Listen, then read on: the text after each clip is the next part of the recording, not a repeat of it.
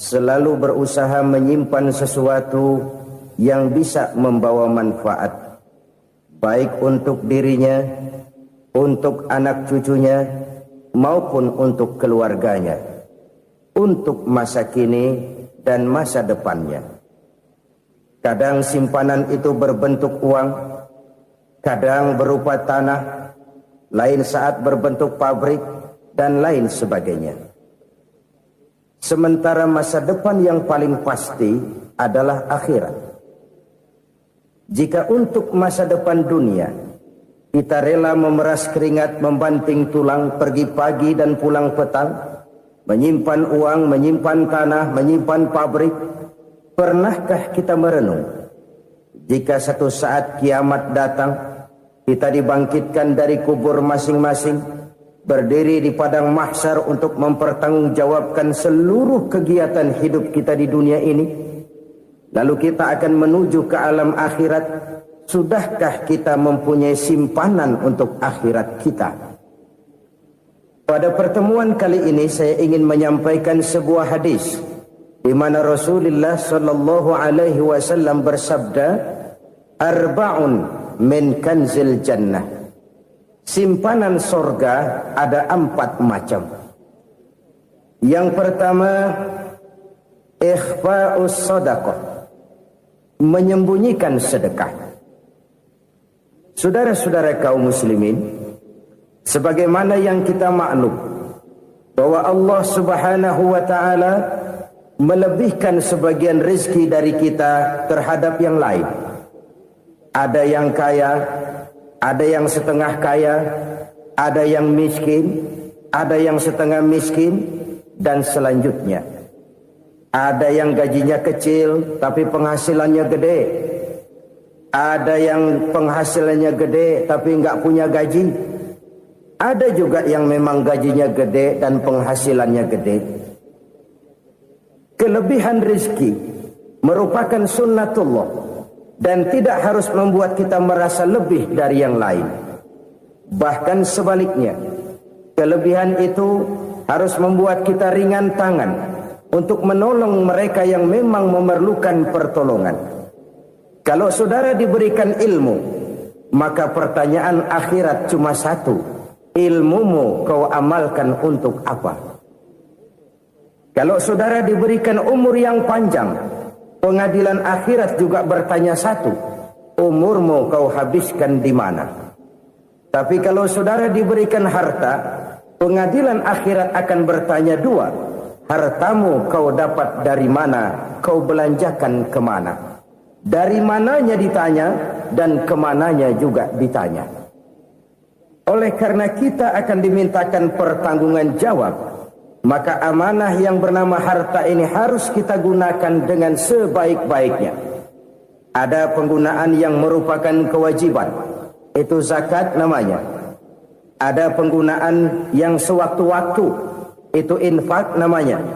Ada yang lebih sewaktu-waktu lagi, dan itu sedekah namanya.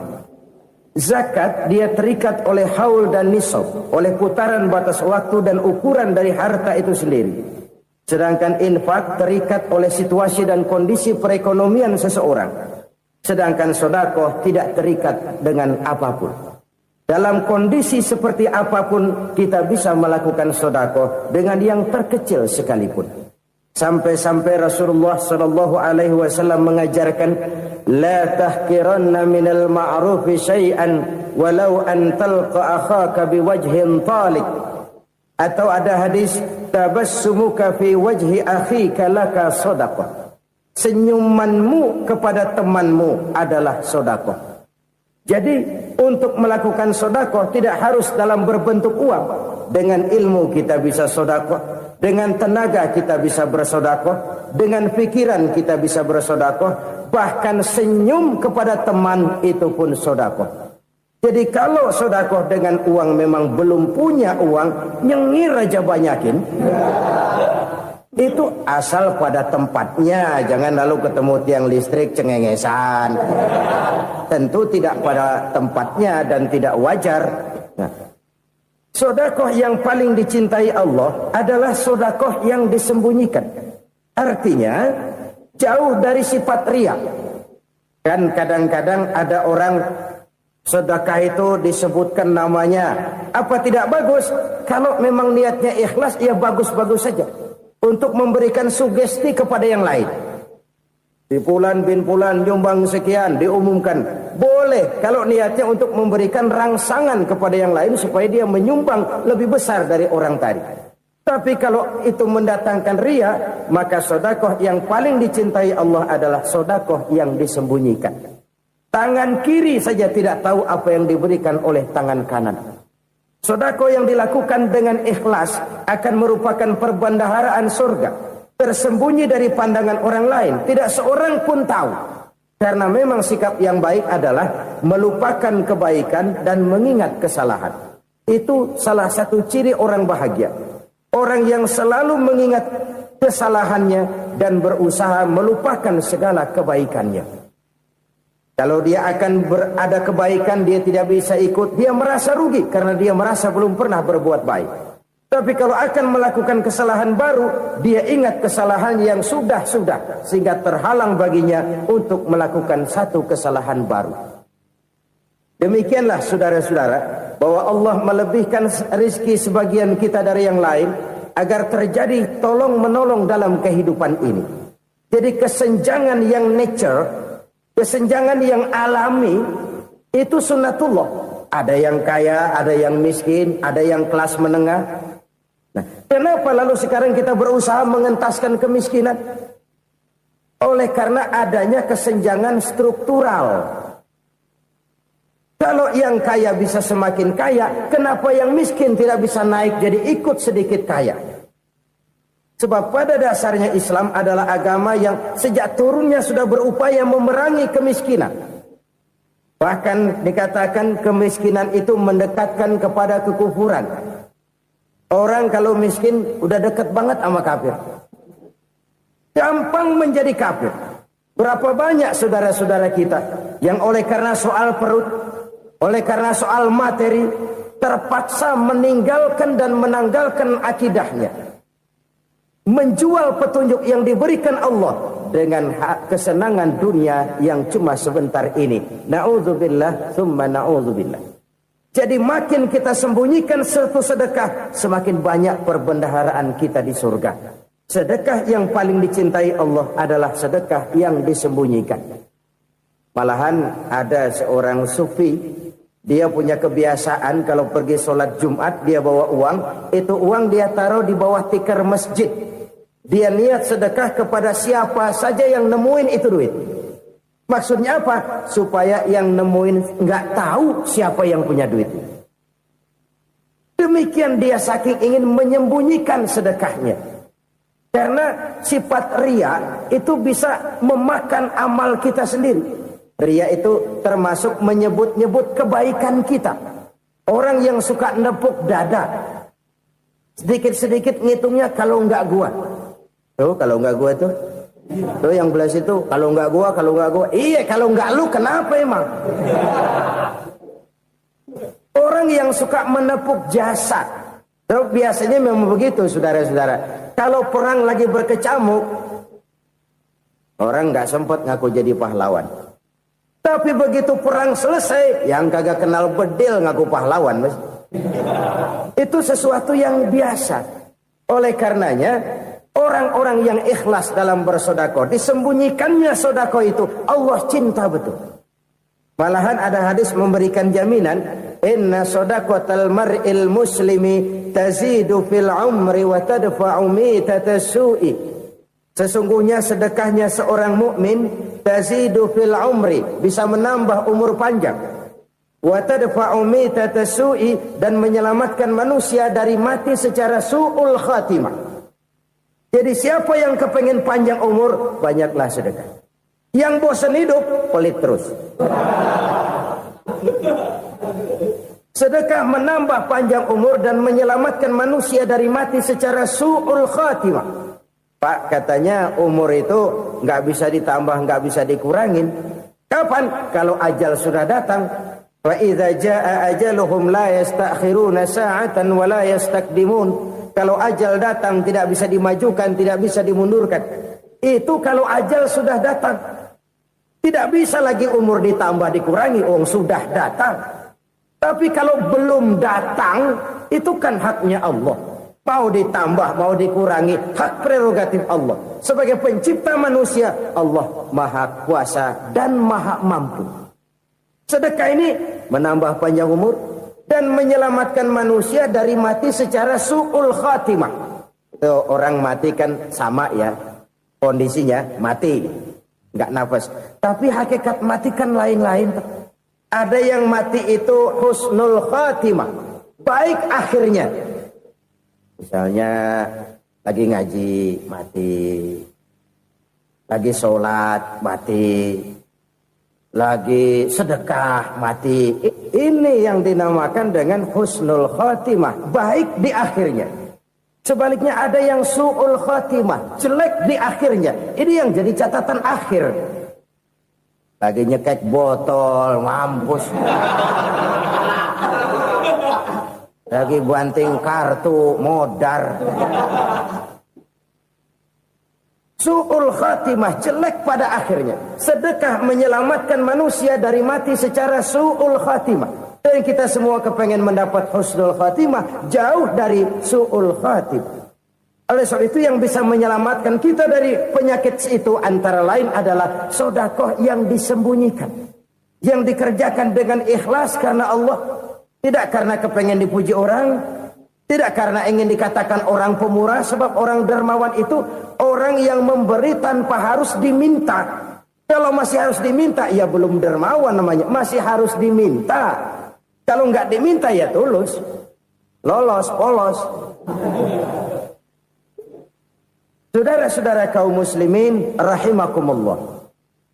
Harta adalah amanat dan akan kita pertanggungjawabkan. Allah melebihkan rizki sebagian kita dari yang lain agar kita saling tolong menolong, bantu membantu. Nabi janjikan siapa yang meringankan beban saudaranya muslim di dunia, Allah akan meringankan bebannya di akhirat nanti. Sebuah jaminan dari baginda Nabi. Si orang yang kita bantu barangkali tidak bisa membalas, Allah yang akan membalas lewat jalan lain yang tidak pernah kita sangka-sangka. Ada orang tanya, Pak, ini ada orang nyumbang masjid sambil marah-marah, bagaimana? Saya bilang sumbangannya aja ambil, marahnya jangan. Marahnya jangan diambil, itu urusan dia. Saudara-saudara kaum muslimin rahimakumullah. Umat Islam ini kan umat yang punya potensi besar. Kadang kita merenung, kenapa kadang-kadang pembangunan masjid kok lambat sekali? Kalau hotel hari ini peletakan pertama, bulan depan peresmian. Supermarket hari ini peletakan batu pertama, minggu depan peresmian. Tapi kalau sudah yang namanya masjid, kadang-kadang peletakan batu pertama sekaligus jadi batu terakhir. 3 tahun, 4 tahun, campur nebar jalak di jalanan, duit dijaring kayak ikan sepat. Apa tidak ada orang Islam yang kaya? Banyak. Apa tidak ada pengusaha muslim yang jadi konglomerat? Ada. Lalu yang belum banyak itu yang komit terhadap nilai-nilai agamanya. Akhirnya kita jatuh jadi umat yang lemah. Belum ada pengusaha konglomerat muslim buka pabrik supermi cap beduk misalnya umpamanya atau pabrik kecap cap sorban supaya identitas keislamannya sedikit kelihatan. Kita jatuh jadi umat yang lemah karena potensi tidak terinventarisir dengan baik. Kita ini ibarat kompor yang cuma matengin nasi orang lain. Potensi kita dimanfaatkan oleh orang lain. Ukhuwah Islamiyah kita baru terbatas kepada silaturahmi. Ukhuwah di bidang ekonomi kita lemah, ukhuwah di bidang kebudayaan kita lemah, apalagi ukhuwah di bidang politik kita lebih rapuh lagi. Padahal ukhuwah itu adalah totalitas kehidupan manusia, menyangkut ipolek sosbud, memerlukan nilai-nilai ukhuwah. Jadi oleh karena itu mari kita menyadari di dalam harta kita, walaupun kita yang cari, pergi pagi, pulang sore, peras keringat, banting tulang, di sana ada harta anak yatim. Di sana ada hak masjid. Di sana ada hak pesantren, di sana ada hak jihad. Berbahagialah seseorang apabila dia oleh Allah dijadikan keran. Keran itu menyimpan air, tapi tidak untuk dirinya, tapi disalurkannya kepada mereka yang memang memerlukannya. Saudara-saudara kaum muslimin rahimakumullah, ini yang pertama. Jadi perbendaharaan surga adalah menyembunyikan sedekah. Orang lain nggak tahu, kita pun nggak pernah ngitung-ngitung. Kita anggap lewat begitu saja, padahal itu deposit akhirat. Satu. Yang kedua, perbendaharaan surga itu apa? Wa kitmanul musibah, menyembunyikan kesulitan. Kadang orang takut menghadapi kesulitan. Tapi makin kita merenung, hidup ini kan sebenarnya urusan. Takut sama urusan, ya jangan hidup. Tandanya orang hidup itu kalau punya urusan. Urusan melupakan problem. Problem sering menimbulkan kesulitan. Kesulitan bukan untuk ditakuti, tapi untuk diatasi dan dicarikan jalan keluarnya. Siapa sih orangnya yang gak pernah sulit-sulit? Makin tinggi status sosialnya, makin gede urusannya. Makin tinggi kualitas imannya, makin berat tingkat kesulitannya. Cuma memang yang namanya enak itu seperti pelangi. Biang lala itu nggak pernah di atas kepala kita, di atas kepala orang melulu. Lo sih enak lo, kata kita. Dia juga bilang yang enak kan lo. Pelangi itu nggak pernah di atas kepala kita. Kata tukang beca, aduh enak ya naik Mercy. Kata tukang beca, apa yang di dalam mobil Mercy? Aduh enak bener tukang beca, di jok ngeringkuk ngorok pulas bener. Saya kamar pakai AC sejuk, tempat tidur sutra empuk, alga spring bed, kulak kulik nggak bisa pulas kalau belum minum Valium, belum tidur. Enak bener tukang beca, di jok ngorok nggak tahu wetan kulon. Si tukang beca bilang yang di Mercy enak, yang di Mercy bilang tukang beca enak. Inilah enak. Nggak pernah di atas kepala kita, di atas kepala orang lain melulu enak itu. Nah, saudara-saudara, yang merupakan perbendaharaan surga itu orang yang bisa menyembunyikan kesulitan, baik pribadi ataupun rumah tangga. Nih terutama rumah tangga yang jadi soalnya. Kadang-kadang kita ini kalau senang, sebaliknya kalau senang kita diam, kalem aja, cuek. Banyak banget duit kita, bawaan diam aja udah. Malah ketemu orang takut. Tapi begitu susah, sekampung tahu. Padahal Nabi mengajarkan perbendaharaan surga itu menyembunyikan musibah, menyembunyikan kesulitan. Kalau enak, cerita sama orang-orang. Kalau nggak enak, rasain sendiri, tekan sendiri, atasin sendiri. Kita kan sebaliknya. Senang kita diam, asal lagi susah, paling tidak kita nyari teman buat cerita kesusahan. Siapa orangnya yang nggak pernah susah? Cuma soalnya bagaimana kita mengatasi kesusahan itu sendiri.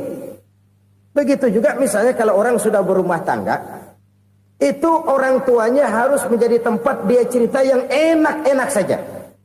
Yang nggak enak rasain berdua, selesaikan berdua, atasin berdua. Jangan dibalik. Asal senang diam, giliran susah saja. Maknya laporan. Terbalik. Bisa menjaga security informasi.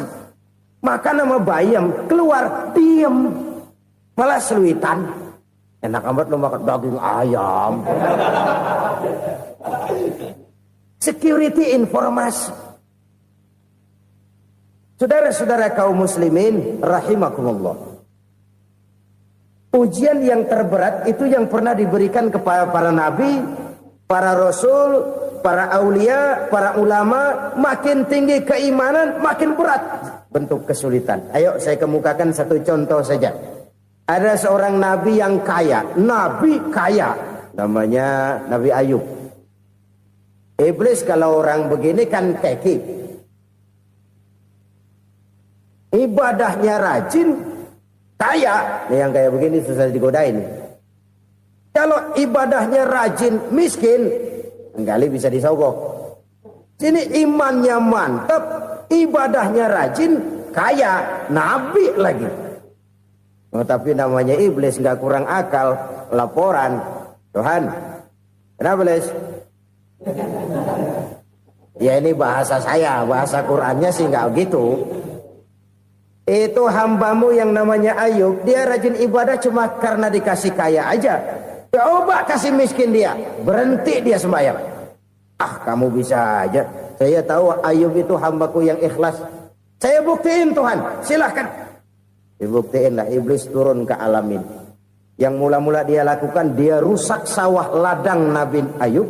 Dia binasakan binatang ternak Nabi Ayub.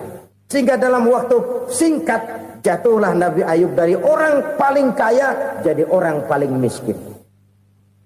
Beliau masih ibadah di mihrab dalam masjid. Datang iblis. Saudara Ayub, ya. Lagi ngapain? Ibadah. Nyembah Allah, nyembah Allah. Oh, percuma. Kenapa? Tuhan yang ente sembah nih, dia udah bikin miskin ente. Sawah ladang ente hancur lebur, binatang ternak binasa. Sekarang ente jadi orang paling miskin. Ngapain nyembah Tuhan kayak begitu? Tekor. Udah berhenti dah ibadah, berhenti ibadah. Ini iblis sama Tuhan laporannya lain, yang dikerjakan kepada Nabi Ayub juga lain. Benar begitu iblis, kata Nabi Ayub. Iya, sawah ladang saya habis, buras. Binatang ternak saya binasa, binasa. Saya miskin, bangpak. Apa jawab Nabi Ayub? Bukan innalillahi, ya, ini hebat. Alhamdulillahillazi a'tani wa akhza minni. Segala puji bagi Allah yang telah memberikan harta kepada saya dan sekarang mengambilnya lagi. Alhamdulillah. Allah yang ngasih, Allah yang ambil. Itu mah urusan Allah. Iblis cuman ibadah jalan terus, sujud lagi Nabi Ayub. Iblis seleher gondok banget. Dasar Nabi nggak mempan dia apa-apain. Miskin malah alhamdulillah. Allah yang ngasih, Allah yang ambil. Jadi kalau kita tidak komit, kita tidak terikat kepada kaya, miskin, senang, susah, apa yang bisa bikin kita susah? Jadikan kekayaan, kemiskinan, jadikan senang, susah sebagai anak buah yang bisa kita atur. Jangan kekayaan ngatur kita, jangan kemiskinan ngatur kita. Kita yang harus mengatur mereka. Senang, susah, kaya, miskin, bahagia, sengsara, jadikan itu anak buah yang bisa kita atur. Kalau sekarang kita kaya, lain saat boleh jadi kita miskin, semiskin-miskinnya. Allah yang ngasih, Allah yang ambil. Tenaga mana yang bisa menghalangi? Ibadah jalan terus. Iblis makin gondok. Dasar Nabi loh. Akhirnya apa? Nabi Ayub dikerjain, diberikan penyakit. Demikian fatal penyakitnya. Bayangin, udah miskin sakit. Masya Allah. Miskin sakit. Sakitnya nggak lama, kira-kira 16 tahun. Istrinya 3, 2 mental minta ceraiin. Ngerawatin laki bengek begini. Senang belum tentu, susah udah pasti nih. Cerai aja, cerai dah. Cerai. Tinggal satu Siti Rahmah yang setia menemani beliau. Sesetia-setianya hati perempuan. Satu saat Siti Rahmah bilang, "Bang, iya, abang kan Nabi, Bang. Lalu, namanya Nabi kan doanya jarang meleset, Bang. Maksud kamu minta kenapa sih sama Tuhan biar abang sembuh, baik dah, Bang?" Siti Rahmah, iya. Saya sakit berapa tahun sih dah? 16 tahun, Bang. Sebelum ini saya sehat berapa tahun? Ya kira-kira 60 tahun, Bang. Nah, coba ente banding-bandingin, Rahmah.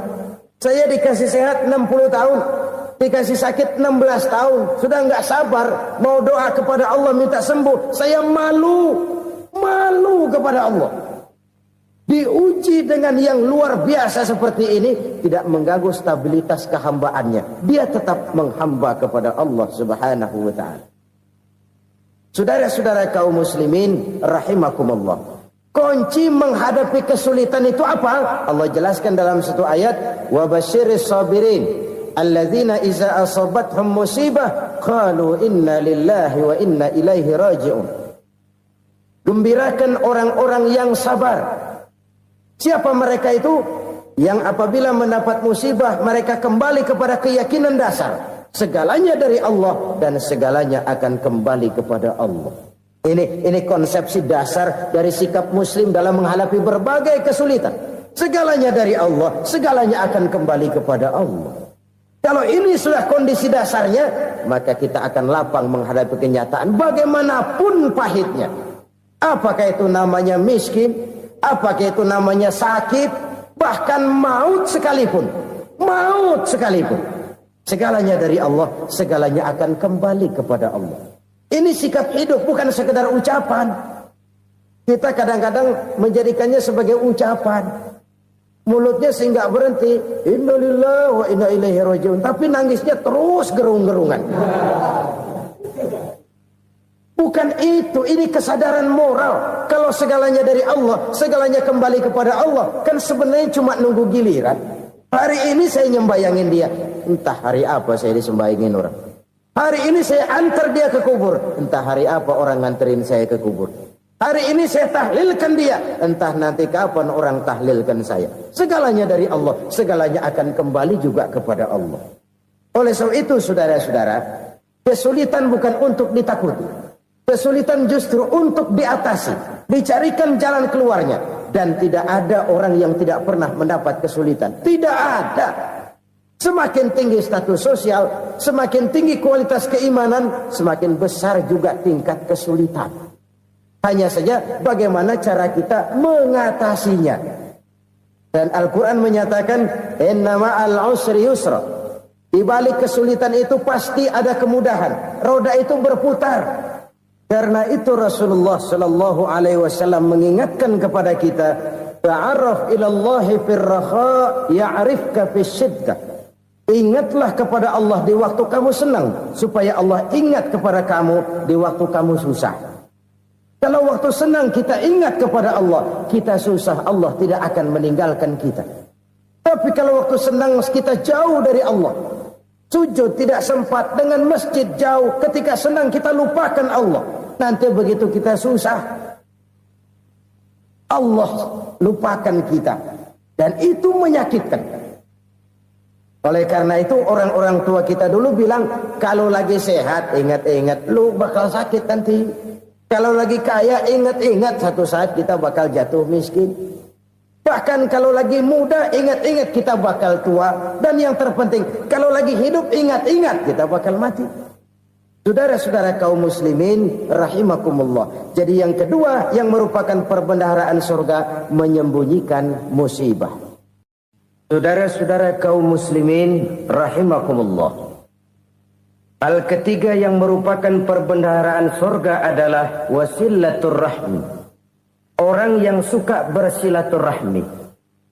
Sebagaimana yang kita maklum bahwa manusia adalah makhluk yang disebut zon politika. Makhluk sosial yang tidak mungkin hidup sendiri-sendiri. Betapa dan siapapun kita memerlukan orang lain. Bodoh betul manusia kalau tinggal di tengah masyarakat tapi tidak mau bermasyarakat. Merasa hebat sendiri, pintar sendiri, gagah sendiri, kaya sendiri. Mungkin kalau mati juga ngubur sendiri. Jangankan kita di sini, di sorga saja Nabi Adam waktu sendirian bengong melulu, ngondar mandir. Allah tegur dam sepi dam. Ya ini kalau bahasa saya. Iya Tuhan sepi ini nggak ada coret-coretan pisan ini. Diciptakan Siti Hawa baru anteng Nabi Adam. Itu di surga. Cobalah. Umpamanya saudara tinggal di Jakarta nih. Kayak bener. Apaan aja di Jakarta punya saudara dah. Jembatan Semanggi ambil. Monas buntel bawa pulang. Hotel-hotel ambil semua. Cuman tinggal di Jakarta sendirian, apa enaknya? Betapa dan siapapun kita perlu orang lain. Tidak ada seorang pun yang bisa memenuhi kebutuhan hidupnya secara sendiri-sendiri. Nah, Islam telah menyelamatkan manusia dari ras diskriminasi. Mengikat manusia dengan persaudaraan yang berlandaskan kepada akidah. Karena itu dianjurkan bersilaturahmi. Bahkan Nabi menyatakan, man arada ayyubsata lahu fi rizqihi wa yunsa'a fi atharihi falyasil rahimah. Siapa yang kepengen diluaskan rezekinya dan dipanjangkan usianya, banyaklah ia bersilaturahmi. Siapa yang kepengen dimudahkan rezekinya, hendaknya ia banyak bersilaturahmi. Kalau banyak teman, kesulitan kan paling tidak ada tempat cerita. Udah susah, sendirian kita pikirin diri, nggak ada tempat tukar pikiran. Cepet banget sama bengek. Dilawan sendiri. Nah, secara makro kita bisa berkata, tidak mungkin ada kemenangan kalau tidak ada kekuatan. Tidak ada kekuatan kalau tidak ada kesatuan dan persatuan. Tidak mungkin ada kesatuan dan persatuan tanpa semangat silaturahmi. Kalau umat Islam mau menang, dia harus kuat. Kalau umat Islam mau kuat, dia harus bersatu. Kalau umat Islam mau bersatu, dia harus membudayakan silaturahmi ini.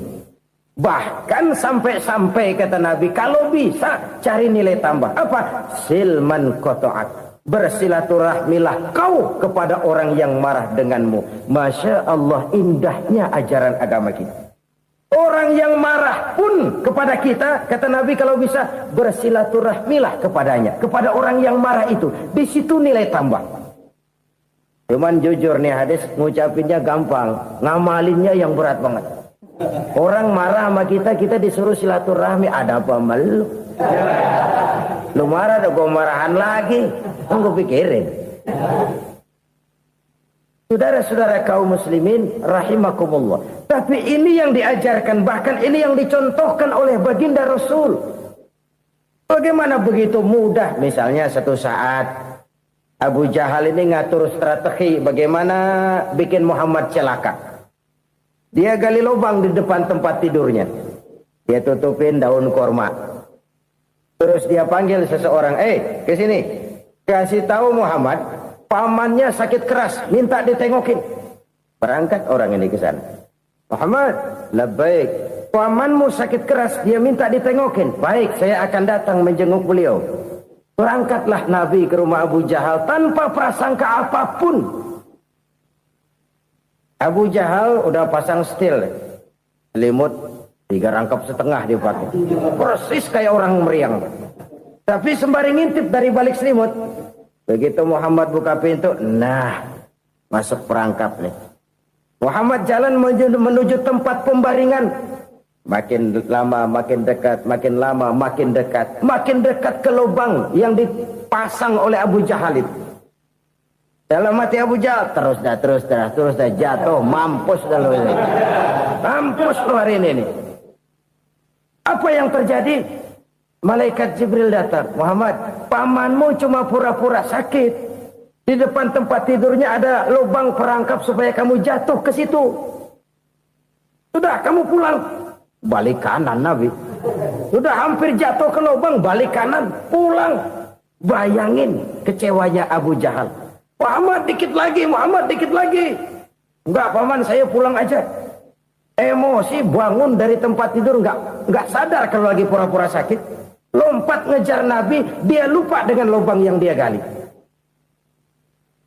Serak, nyemplung sendiri ke dalam lubang.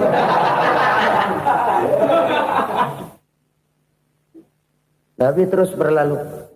Ini terjadi keanehan. Jatuh ke lubang yang dia gali itu sebenarnya nggak terlalu dalam ya, antara 3-4 meteran lah. Tolong saya jatuh ke lubang ini. Datanglah pelayan-pelayannya itu. Angkat saya dari sini. Oh, yang ngulurin tambang. Satu gulung, belum juga nyampe itu tambang. Kurang, beli lagi ke warung. Sambung, ulur lagi, nggak juga bisa sampai. Wah, ini kerjaan Muhammad ini. Tolong, siapa salah seorang kamu ke rumah Muhammad, kasih tahu encangnya kecebur. Minta ditolongin. Sampaikan kepada Rasul. Kenapa? Pamanmu jatuh ke lubang, Muhammad minta tolong diangkatin. Tambang udah nyambung-nyambung nggak nyampe juga. Ya, nanti saya datang, saya tolong. Coba. Nyata-nyata orang berniat jahat mau mencelakakan dia. Datang dia menolong. Ini yang disebut air tuba dibalas air susu ya ini. Bukan sebaliknya. Air tuba dibalas air susu. Paman, kecebur ya? Iya Muhammad, tolong ini. Pegang tangan saya. Nabi ulurkan tangannya. Nyampe. Dipegang oleh Abu Jahal. Diangkat ke atas. Sampai atas. Apa kata Abu Jahal? Sihirmu memang hebat Muhammad. Udah ditolongin dikata sihir. Yang enak kita kemplang kan itu orang begitu. Urusan apa? Tapi inilah akhlak. Kalau bisa kamu bersilaturahmilah dengan orang yang marah kepadamu sekalipun. Orang marah kita tetap baik. So, kalau kita berbuat baik sama orang yang memang baik, rasanya sih biasa-biasa aja. Orang baik kita baik lagi, ya draw aja, belum ada nilai tambah di situ. Baru ada nilai tambah kalau kita bisa berbuat baik kepada orang yang nyakitin kita. Itu namanya kita setingkat di atas dia. Dia sakitin kita, kita berbuat baik sama dia. Dia pelit sama kita, kita baik sama dia. Dia marahin kita, kita deketin dia. Di situ kita punya nilai tambah.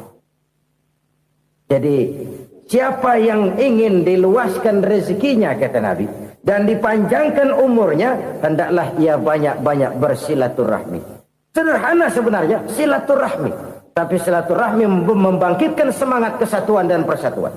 Kesatuan dan persatuan melahirkan kekuatan. Dalam matematika 1 ditambah 1 pasti 2. Tapi di tengah masyarakat 1 orang takut ditambah 1 orang takut, hasilnya jadi 2 orang setengah berani. Kenapa setengah berani? Karena udah berdua. Tadi pan takut sendirian. Kalau dia kumpul turu-turu takutlah jadi berani. Kita yang lemah, kita yang tidak berdaya, kita yang miskin, kalau mau kompak bersatu, apa yang nggak bisa kita kerjain? Apalagi tinggal di kota besar, pilihan cuma 2. Bertahan atau minggir. Bertahan atau minggir. Untuk bisa bertahan harus mampu bersaing. Untuk mampu bersaing harus punya keahlian. Keahlian harus ditunjang dengan pendidikan, ditambah oleh kekompakan sebagai umat. Udah miskin mencar mulu, orang injak kita. Orang nggak pandang urusan apa yang malu. Oleh karena itu silaturahmi pada hakikatnya merupakan roh dari ukhuwah yang diajarkan oleh agama kita. Bagaimana Islam menyelamatkan masyarakat manusia dari ras diskriminasi, mengikat manusia, dan tidak ada persaudaraan yang lebih indah selain persaudaraan yang diikat dengan nilai-nilai akidah. Sepanjang orang di jalan Allah, itulah saudara kita. Keluar dia dari jalan Allah, selesailah persaudaraan sampai di situ. Karena itu, kalau ingin menyimpan sesuatu di surga, banyaklah bersilaturahmi. Datang ke rumah ini, datang ke rumah itu, dan lain sebagainya. Itu simpanan kita di akhirat nanti. Ini yang ketiga. Saudara-saudara, yang keempat, perbendaharaan surga itu apa? Wa qawlu la hawla wa la quwwata illa billah. Ucapan la hawla wa la quwwata illa billah. Ibadah kan ada yang berat, modalnya besar. Bangun masjid berat, modalnya besar. Bangun rumah sakit berat, modalnya besar.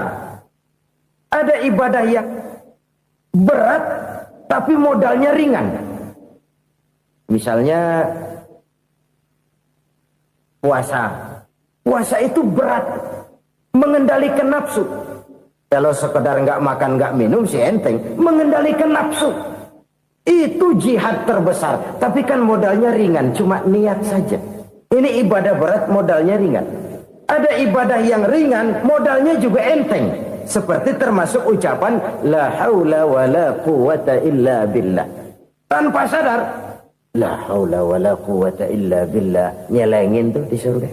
Nyelengin, kita nggak terasa. Nyelengin simpenan akhirat. La haula wa la quwwata illa billah. Nyimpen lagi. Kaget, la haula wa la quwata illa billah, nyimpan lagi, banyak simpanan. Walaupun sebenarnya yang dimaksud di sini adalah kesadaran batin bahwa tidak ada daya dan kekuatan kecuali Allah. Itu intinya. Kita memulai pekerjaan disunahkan baca bismillah, kan begitu. Apa itu? Kesadaran moral. Bahwa ini saya bisa kerjakan. Saya kerjakan ini dengan menyebut nama Allah. Kenapa? Kalau Allah tidak memberikan daya dan kekuatan, mana mampu saya kerjakan ini. Maka saya kerjakan ini dengan menyebut nama Allah. Bismillah. Kesadaran moral. Manusia hanya wajib berusaha, tapi nggak pernah wajib berhasil. Banyak hal-hal yang kalau kita renungkan secara rasio nggak mungkin. Tapi jadi kenyataan. La haula wa la quwata illa billah. Tidak ada daya dan kekuatan kecuali bagi Allah semata-mata. Kesadaran moral akan kelemahan dan keterbatasan makhluk bernama manusia. Kadang kita kagum dengan otak, tapi kita sering lupa sama yang bikin otak. Padahal bagaimanapun hebatnya otak, yang bikin otak pasti lebih hebat dari otak. Nggak percaya, silahkan otak-otakan. Inilah kecenderungan.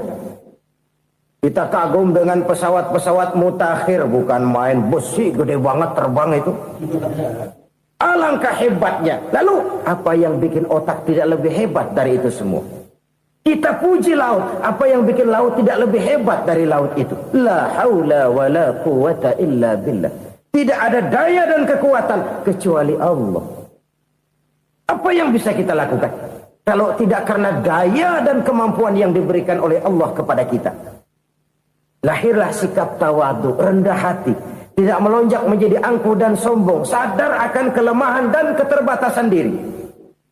Sebagai makhluk yang diciptakan oleh Allah subhanahu wa ta'ala. Jadi satu sisi ini ucapan yang berpahala. La haula. Jadi wiridan. Pada sisi lain ini kesadaran moral. Sikap mental, kesadaran batin, bahwa yang punya daya dan kekuatan itu cuma Allah. Kita nggak pantas untuk sombong, sebab sombong itu pakaiannya Allah. Kita nggak sedang pakai pakaian Allah, kegedean. Dan makin kita renungi, makin terbentur. Apa sih yang bisa kita sombongin? Kita mau sombong apa? Kayak pintar, itu kan semua relatif. Di atas langit masih ada langit lagi. Jadi oleh karenanya, marilah kita menyadari. Manusia hanya wajib berusaha, tapi tidak pernah wajib berhasil. Yang berusaha saja tidak wajib berhasil, apalagi yang tidak berusaha. Islam bukan agama orang pemalas yang selesai sholat lalu endelohom, nggelenggem ayem-ayem. Tapi Islam bukan agama orang sombong yang setelah berusaha lalu tidak memerlukan Allah. Kita bisa saja bikin proyeksi, tahun sekian kita bakal panen besar menurut perhitungan otak. Tapi ada kejadian lain. Apa? Tikus ngambek. Habis itu dimakanin tikus, panen gagal. Proyeksi rasional gagal oleh tikus-tikus yang ngambek itu. Bisa saja terjadi. Tahun depan kita panen besar. Urung. Kenapa? Musim panas panjang. Dan sekarang ini koran-koran bikin berita musim mengalami penyelewengan. Bukan cuma manusia yang nyeleweng sekarang. Musim pakai nyeleweng. Mestinya kan musim hujan udah selesai. Masih hujan-hujan juga. Musim.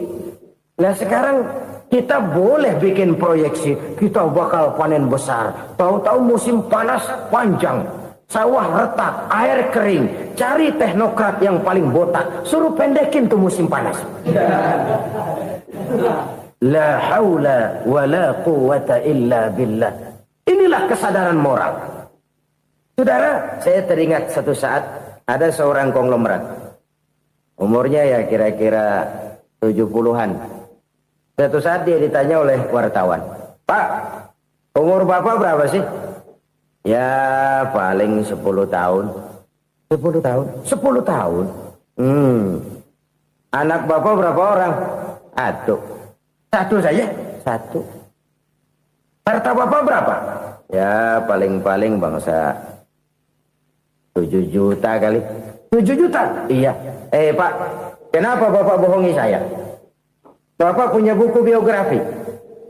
Koran-koran, majalah-majalah banyak memuat cerita riwayat hidup Bapak. Saya tahu umur Bapak 70. Kenapa bilang cuma 7 tahun?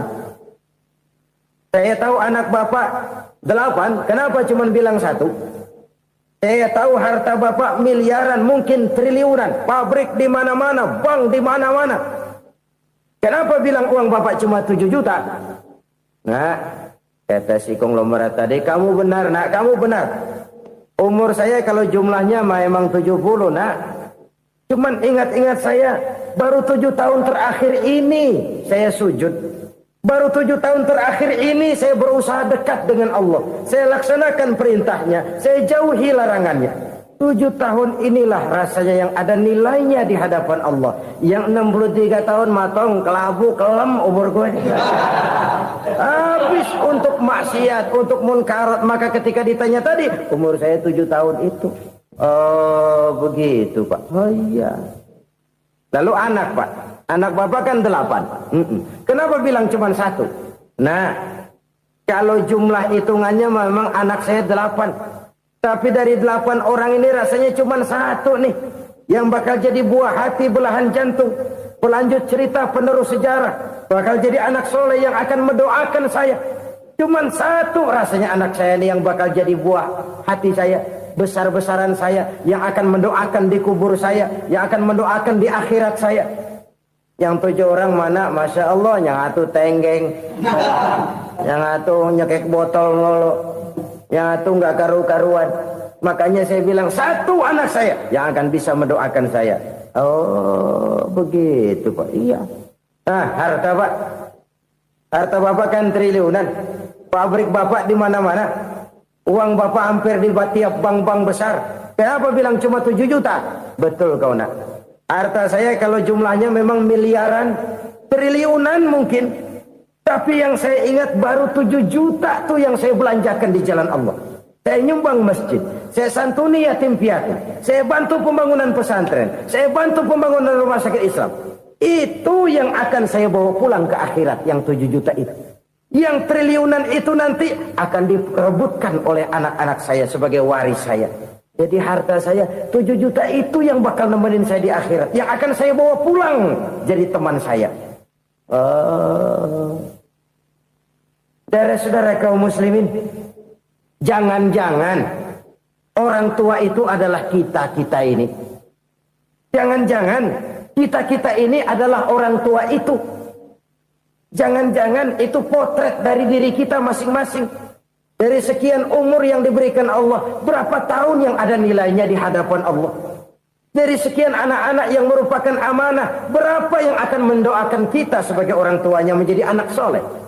Dari sekian banyak harta yang diberikan Allah, berapa yang akan kita bawa pulang menghadapnya nanti, yang kita belanjakan di jalan Allah? Ini sebuah potret kehidupan. Karena itu kita kembali kepada la haula wa la quwwata illa billah. Kita wajib berusaha, kita wajib berikhtiar. Selebihnya, segala daya dan kekuatan hanya milik Allah saja semata-mata. Satu kesadaran batin dari setiap pribadi muslim. Setelah ia berusaha dan berikhtiar, ia menyerahkannya kepada Allah Subhanahu wa ta'ala. Jadi, satu sisi ini merupakan wiridan ucapan yang mengandung pahala. Pada sisi lain, ini merupakan sikap batin dari seorang muslim di dalam ia menghadapi realitas kehidupan ini. Saudara-saudara kaum muslimin, rahimakumullah. Kalau ini kita jadikan satu basis kehidupan, maka ini akan menyelamatkan manusia dari kemungkinan tergelincir menjadi orang yang lupa diri dan lupa darat. Sebab itu Imamul Ghazali berpesan, jadidis safinah fa innal bahra amiq wa khuziz zad fa inna safara ba'id wa khaffifil hamla fa innal hamla sadid. Perbarui selalu kapalmu karena lautan sangat dalam. Bawa bekal yang banyak karena perjalanan ini sangat jauh. Ringankan beban karena kebanyakan beban akan menyakitkan. Alangkah indah kalimat ini, alangkah dalam makna yang terkandung di sana. Perbarui selalu kapalmu karena lautan sangat dalam. Apa artinya ini? Jaga mentalmu baik-baik. Pelihara imanmu baik-baik karena hidup penuh cobaan seperti lautan. Kita kalau berlayar di lautan kan kadang-kadang tenang, angin bertiup sepoi-sepoi basah. Jika malam datang bintang gemintang bertabur menghias cakrawala. Rembulan memantulkan sinarnya dengan indah. Dalam keadaan begitu berlayar enak. Tapi lain saat ombak menggunung, halilintar menyambar, angin topan bertiup. Berapa banyak sudah saudara-saudara kita yang tenggelam di lautan dunia tanpa sadar bahwa dia belum sampai kepada pantai yang akan dituju. Berapa banyak sudah saudara-saudara kita yang tenggelam di lautan dunia ini tanpa sempat bangkit lagi. Dia menyangka sudah sampai kepada tujuannya. Hati-hati kapal jangan sampai bocor karena lautan sangat dalam. Iman ini jaga baik-baik karena hidup penuh dengan ujian. Wa khuzizat fa inna safara ba'id. Bawa bekal yang banyak karena perjalanan sangat jauh. Saudara mau ke Bandung, bawa duit. Saudara mau ke Surabaya, banyakan lagi duitnya. Saudara mau ke Mekah, gepokan, iketan tuh duit nggak lembaran lagi. Makin jauh perjalanan, makin banyak bekal yang harus kita bawa. Kalau saudara dari Jakarta mau ke Surabaya, kagak bawa duit berangkat juga, itu sih bukan berani namanya, nekat. Sampai Surabaya belum tentu, sengsara di jalan udah pasti. Kenapa? Nggak bawa bekal berangkat. Sama juga kita nih, misalnya belum sempat sembahyang, mati. Waduh, berani banget orang. Belum punya bekal, mati. Sengsara di jalan. Atau bekal tidak cukup. Dari Jakarta saudara mau ke Surabaya, bawa duit 500 perak. Paling jauh Cikampek nyampenya itu. Paling jauh itu. Antara jauhnya perjalanan dengan bekal yang saudara bawa tidak seimbang. Hidup ini perjalanan panjang. A walking tour. Dimulai dari alam arwah. Sebelum jasad diciptakan, roh diciptakan lebih dulu. Dari situ pindah ke alam rahim. Dari alam rahim pindah ke alam dunia. Dari alam dunia pindah ke alam barzah. Baru menuju akhirat. Satu perjalanan panjang. Kalau bekal tidak bawa, sengsara di jalan. Bawa bekal yang banyak karena perjalanan ini sangat jauh. Wa khaffifil hamla, ringankan beban karena beban itu cuma akan menyulitkan. Kalau bekal itu sih keperluan, tapi beban nggak kita perluin, coba ngeberat-ngeberatin. Apa ini beban? Dosa, kecurangan, kebatilan, kezoliman, ketidakadilan, kesewenang-wenangan. Itu akan jadi beban kita di akhirat. Alangkah celakanya, perjalanan panjang, bekal tidak bawa, beban kelewat banyak, alamat sengsara di jalan. Pahala tidak ada, dosa berlipat ganda. Na'udzubillah, summa na'udzubillah. Kalau kita rangkum nasihat Al-Ghazali dengan kisah si konglomerat tadi, kita akan mengambil kesimpulan. Pertama, bekal terbaik dalam menghadapi gejolak kehidupan ini tidak lain adalah iman. Yang kedua, pahala dan dosa. Dua hal kontroversial. Pahala adalah bekal, dosa adalah beban. Tapi kita sekarang kan tidak begitu terangsang kepada yang abstrak. Orang berlomba mencari yang konkret-konkret saja. Yang real. Kalau memang dosa, benjol dong. Kira-kira begitu. Kira-kira begitu. Persis orang Yahudi dulu. Orang Yahudi itu kan pernah minta kepada Nabi Musa. Ya Musa, lan nu'mina laka hatta narallaha jahrah. Musa, kami nggak bakal mau beriman kepada Allah kalau belum kami lihat Allah ada nongkrong di depan kami. Kalau memang Tuhan ada, taruh dong di depan kami. Mau yang konkret-konkret saja. Kalau memang dosa, benjol dong. Kalau memang pahala, berasa dong. Orang terangsang kepada yang real, yang konkret-konkret saja. Karena itu, untuk mengejar dosa, orang mau bayar. Tapi untuk mengejar pahala, walaupun tidak bayar, orang segan. Ini yang dikatakan oleh Nabi, kamu mengharapkan ke surga, tapi kamu berat melaksanakan sesuatu yang bisa membawa kamu ke surga. Kamu ingin jauh dari neraka, tapi tiap saat kamu lakukan perbuatan-perbuatan yang justru menjerumuskan kamu ke neraka. Idda'aitum an-najata minan nar wa ramaitum fiha anfusakum. Kamu ingin selamat dari neraka, tapi kamu lemparkan diri kamu ke neraka. Kamu ingin masuk surga, tapi berat sekali kamu melakukan perbuatan-perbuatan yang bisa menyampaikan kamu di surga. Saudara-saudara kaum muslimin rahimakumullah. Jadi hal keempat yang merupakan perbendaharaan surga adalah la haula wa la quwata illa billah. Satu sisi ini merupakan ucapan yang memperberat timbangan akhirat. Pada sisi lain ini merupakan sikap hidup seorang muslim. Kesadaran batin yang sangat dalam bahwa tidak ada daya dan kekuatan kecuali Allah. Dan itu kita simbolkan pada saat memulai pekerjaan dengan bismillah, dengan menyebut nama Allah. Satu kesadaran moral, saya hanya bisa melakukan ini karena diberikan daya dan kekuatan oleh Allah. Lahirlah sikap tawadu, rendah hati, tidak melonjak menjadi angkuh dan sombong. Saudara-saudara, sampai sini dulu jumpa kita kali ini. Semoga 4 perbendaharaan surga ini dapat kita lakukan, yang kelak akan merupakan bekal kita di kemudian hari nanti. Amin ya rabbal alamin. Bapak-bapak, ibu-ibu, saudara-saudara kaum muslimin rahimakumullah. Di dalam kehidupan kita sebagai seorang muslim, minimal 5 kali dalam sehari semalam kita mendengar seruan untuk mendirikan solat yang disebut azan. Ada kalimat menarik di dalam kalimat azan itu, yakni seruan hayya 'alal falah, marilah menuju kepada keberuntungan, marilah meraih kemenangan. Seruan ini adalah kecenderungan dari setiap manusia, apapun warna kulitnya. Artinya, setiap orang dalam hidup selalu ingin meraih dan mencari kemenangan.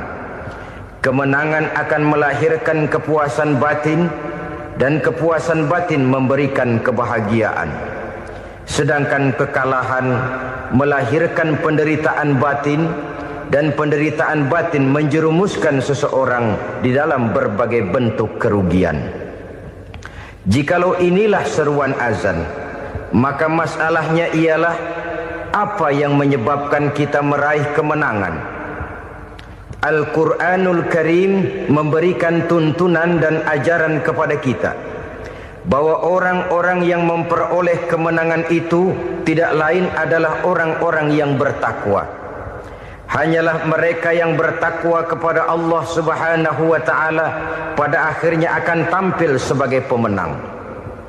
Lalu siapa orang yang bertakwa itu? Dijelaskan dalam awal-awal Al-Baqarah, orang yang bertakwa yang akan meraih kemenangan. Pertama, allazina yu'minuna bil ghaib, yaitu orang-orang yang beriman kepada yang gaib. Percaya bahwa ada alam yang gaib, alam yang abstrak, alam yang tidak bisa dijangkau oleh salah satu daripada panca indera kita. Mereka percaya dan beriman kepada adanya malaikat, beriman kepada adanya iblis dan jin, beriman kepada adanya alam kubur, beriman kepada adanya alam mahsyar, beriman kepada adanya alam akhirat, beriman kepada adanya surga dan neraka. Beriman bukan cuma sekedar beriman dalam ucapan bibir saja, tetapi beriman yang nilai iman itu mampu mewarnai gerak dan gaya hidupnya. Iman yang meresap sampai ke tulang sumsum, kemudian memberikan dampak positif di dalam kehidupan manusia. Alam, kita tahu, adalah sesuatu yang selain Allah, dan Allah bukanlah alam. Apapun namanya selain daripada Allah, itu adalah alam. Alam pada hakikatnya terbagi menjadi 2. Ada alam syahadah, alam nyata, alam konkret, alam yang bisa dijangkau oleh salah satu indera kita. Kemudian ada alam ghaib, alam yang tidak bisa dijangkau oleh panca indera kita, alam metafisika, alam abstrak, alam yang wajib kita imani keberadaannya. Kita percaya bahwa malaikat itu ada, Kita percaya kepada jin, bahwa jin itu ada. Kita percaya kepada adanya iblis dan setan. Bukan percaya kepada iblis dan setannya, percaya bahwa iblis dan setan itu ada. Itu termasuk salah satu daripada sifat orang yang bertakwa kepada Allah. Saudara-saudara kaum muslimin rahimakumullah, kecenderungan pembangunan yang lebih bersifat materialistis biasanya menggeser aspek kehidupan rohani. Orang berpikir empiri, dan dalam pola pikir yang demikian maka alam gaib tidak lagi mendapat perhatian. Aspek kehidupan yang bersifat rohaniah malah mulai ditinggalkan. Akibatnya terjadilah kepincangan di dalam kehidupan kita. Pernah ada satu pengalaman pribadi dalam perjalanan kembali ke tanah air. Dalam pesawat di sebelah kanan saya duduklah seorang Jerman namanya Heiner Simonsen. Iseng saya ajak kenalan, saya ajak ngobrol, saya tanya dia. Saya bilang, Mas Heiner ini, kalau pesawat yang kita tumpangi ini jatuh ke bawah, kira-kira apa yang bakal terjadi, Mas? Dia bilang, kita semua akan mati. Begitu? Iya. Oke. Apa itu mati? Tanya saya. Dia bilang, untuk tahu apa itu mati, kita harus tahu lebih dahulu apa itu hidup. Saya pikir nih bule bisa ngomong juga. Baiklah kata saya. Apa hidup menurut Anda itu? Oh, hidup itu dia bilang, kalau seluruh anggota badan kita bekerja secara normal, paru-paru memompa darah secara normal, jantung berdetak secara normal, sel-sel tubuh bekerja secara fit, dan organisme tubuh hanya mau bekerja secara normal, dia bilang, kalau kita memberi makan yang cukup, menu yang teratur, dan gizi yang lengkap. Saya bilang, kesimpulannya apa, Ner? Dia jawab, hidup adalah dari tangan ke mulut. Life is from the hand to the mouth, kata dia. Hidup adalah dari tangan ke mulut. Jadi masalah hidup tidak lebih daripada masalah isi perut. Orang pergi pagi, pulang sore, peras keringat, banting tulang, perut yang dibelain. Saya bilang, you are wrong. Sampean salah, Ner. Kamu orang Islam bukan? Bukan. Pantas. Kenapa saya salah? Dia bilang, ya jelas salah. Salahnya di mana? Kamu ini manusia. Kalau hidup cuma dari tangan ke mulut, saya bilang, kambing di kampung saya juga begitu pikirannya, Ner. Itu kambing di kampung saya, asal perutnya kenyang, sudah hidup dia. Perkara besok bagaimana, lusa prospeknya macam mana, bulan depan ada apa, kambing nggak pernah mikir. Di kampung saya kambing juga pikirannya begitu. Kamu Kristen ya? Tadinya. Loh kok tadinya, lalu apa sekarang kamu ini? Dia bilang, sekarang saya netral. Saya tidak beragama, tapi saya percaya kepada Tuhan sebagai pencipta alam. Saya ingat benar dia bilang, I haven't any religious, but I believe to God as the creator of the world. Kenapa bisa netral begitu, Ner? Habis saya bingung katanya. Islam bilang Islam baik, Kristen bilang Kristen baik, Hindu Buddha bilang Hindu Buddha baik, semua agama baik. Saya netral sekalian, nggak beragama. Yang penting saya percaya kepada Tuhan. Saya bilang, Ner, kamu ini kayak orang mau beli celana. Lalu bingung. Yang satu bilang Levi's bagus, yang satu bilang Blue Jean hebat, yang satu bilang Wool England hebat. Celana ini hebat, celana itu bagus, celana ini hebat. Semua celana bagus, kamu bingung. Akhirnya netral, tidak pakai celana. Itu juga salah.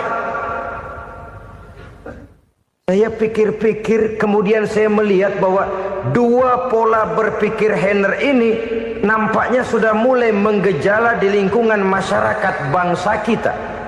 Disadari atau tidak, secara jujur kita harus berkata, dua pola pemikiran Henner ini mulai berkembang di tengah masyarakat bangsa kita. Pertama, pola pikir materialisme. Hidup adalah dari tangan ke mulut. Masalah hidup tidak lebih masalah isi perut. Itu yang perlu dibela, dan disitulah arti kehidupan. Pergi pagi, pulang sore, peras keringat, banting tulang untuk mempertahankan perut. Kalau sudah kemari cara orang berpikir, maka buat apa percaya kepada yang gaib? Untuk apa sholat? Untuk apa puasa? Untuk apa zakat? Untuk apa menghadiri majelis taklim? Tanpa kepercayaan